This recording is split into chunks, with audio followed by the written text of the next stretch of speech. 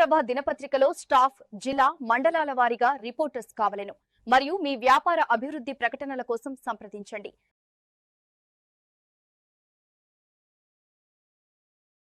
నమస్తే, AV news కి స్వాగతం.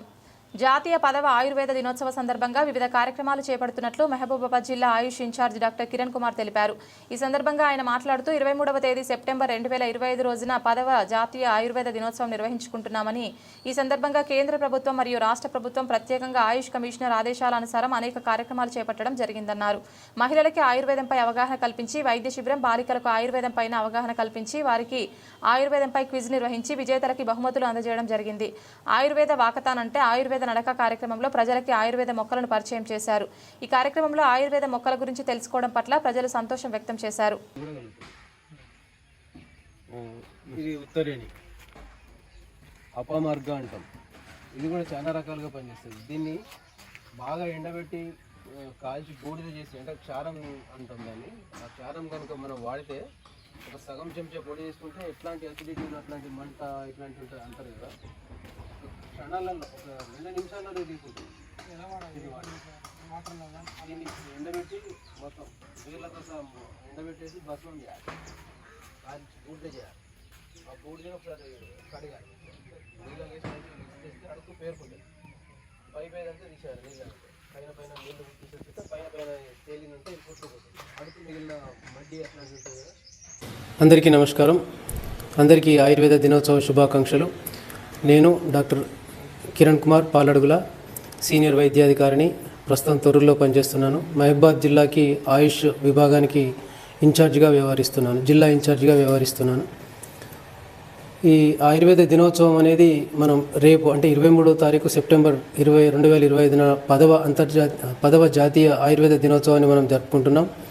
ఇంతకుముందు దీన్ని తిథుల ప్రకారం జరుపుకునేవాళ్ళం. దీపావళికి ముందు వచ్చే ధనత్రయోదశి రోజు నాడు ఈ ఆయుర్వేద దినోత్సవాన్ని మనం జరుపుకునేవాళ్ళం. అయితే అంతర్జాతీయంగా ఈ ఆయుర్వేద దినోత్సవానికి ప్రాచుర్యం లభించిన సందర్భంగా ప్రధాని నరేంద్ర మోదీ గారు తిథుల ప్రకారం కాకుండా తేదీల ప్రకారంగా మనం జరుపుకున్నట్టయితే అంతర్జాతీయంగా కూడా ఒకే రోజు జరుపుకున్నట్టుగా ఉంటుందనే ఉద్దేశంతో ఇదే సంవత్సరం నుంచి 23 సెప్టెంబర్ని ఆయుర్వేద దినోత్సవంగా ప్రకటించడం జరిగింది. దానికి ఈ సంవత్సరం కొన్ని ప్రణాళికలు కూడా వారు చెప్పడం జరిగింది. కేంద్ర ప్రభుత్వం ఇచ్చిన ఆదేశాల మేరకు, రాష్ట్ర ప్రభుత్వం ఇచ్చిన ఆదేశాల మేరకు మా కమిషనర్ గారు స్పందించి వారు ఇచ్చిన ప్రోగ్రాం మేరకు మేము ఇక్కడ చాలా కార్యక్రమాలు చేయడం జరిగింది. మహిళలకి, పిల్లలకి, బాలికలకి ఆరోగ్య శిబిరాలు నిర్వహించాం. వారికి ఆయుర్వేదం పట్ల, ఆరోగ్యం పట్ల అవగాహన కల్పించాం. వారి సమస్యలను తెలుసుకొని వారి సమస్యలకు సంబంధించిన పరీక్షలు నిర్వహించి వారికి కావాల్సిన మందులను కూడా ఉచితంగా పంపిణీ చేయడం జరిగింది. అలాగే కళాశాలలకు కూడా వెళ్ళి ఆయుర్వేదం గురించి ప్రచారం చేసి వారికి తగు అవగాహన, పిల్లలకి తగిన విధంగా ఆయుర్వేదంపై అవగాహన కల్పించి వారికి క్విజ్ పోటీలు కూడా నిర్వహించడం జరిగింది. ఆ క్విజ్ పోటీలలో విజేతలైన వారికి కూడా నిన్నటి రోజున బహుమతులు కూడా ప్రదానం చేయడం జరిగింది. నుంచి ఆ శిబిరాన్ని సద్వినియోగం చేసుకొని ఆయుర్వేదాన్ని ఆదరించాల్సిందిగా మీ అందరికీ విజ్ఞప్తి చేస్తున్నాను.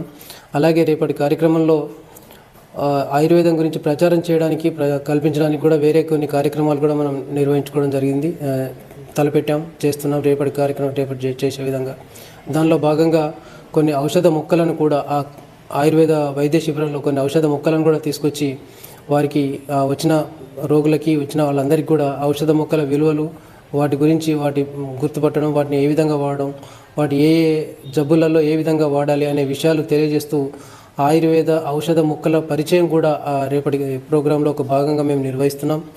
ఈ కార్యక్రమాన్ని కూడా అందరూ వినియోగించుకోవాల్సిందిగా అందరికీ విజ్ఞప్తి చేస్తూ ప్రజలు కూడా, విద్యార్థులు కూడా ఆయుర్వేదం పట్ల మక్కువ చూపుతూ వారు తమ సెల్ఫీలు, తర్వాత స్క్రీన్ షాట్లు, తర్వాత డాక్యుమెంటరీలు కూడా రేపటి రోజున తయారు చేస్తున్నారు. దాన్ని కూడా మేము ప్రోత్సహిస్తున్నాం. వాటికి కూడా తగినటువంటి గుర్తింపునిస్తాం.